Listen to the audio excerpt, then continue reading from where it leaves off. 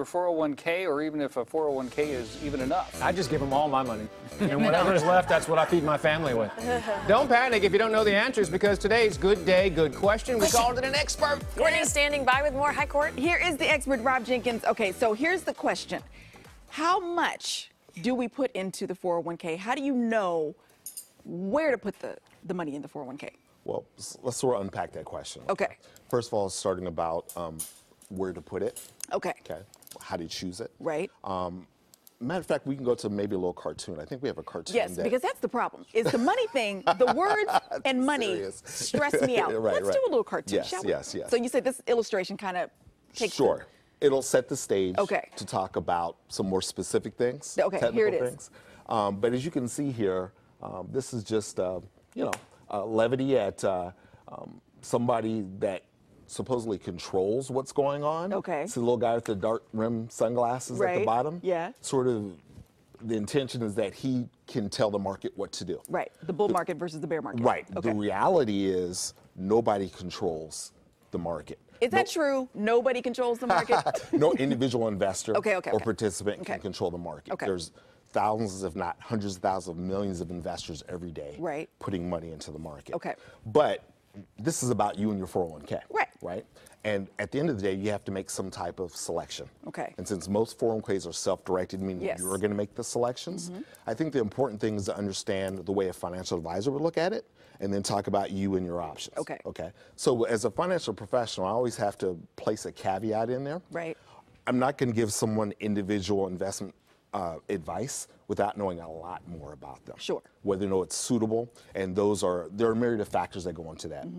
Financial disposition, what their overall investment objective is, Okay. a lot of times time horizon, risk tolerance, tax status, overall objectives once again, and lastly, I think what other assets should you have currently. Okay. Okay.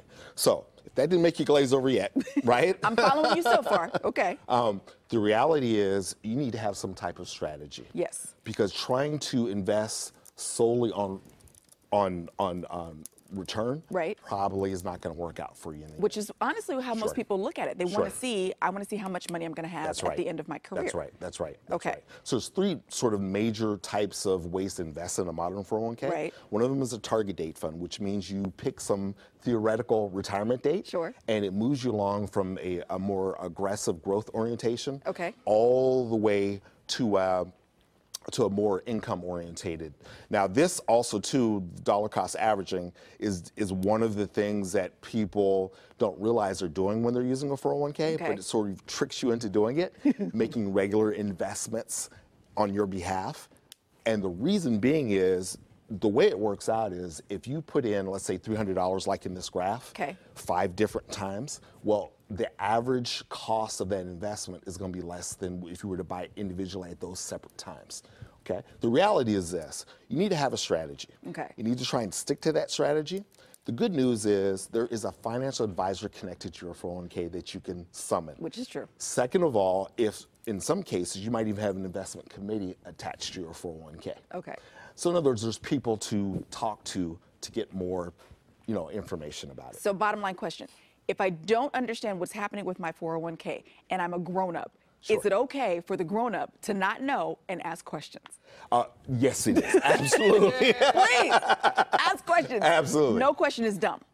As the son of an educator, Yeah. the worst question is the one you never ask because someone else had it. Bam. That's what I'm talking about. Rob, thank you so much for your time this morning. We're going to link all the information. So if you want to get in touch with Rob yourself, we can go to gooddaysacramento.com under show info. And today's date, good day, good question. The quest goes on for knowledge. Guys, back over to you. Go. Thanks, Court. Time now is 8:47 on the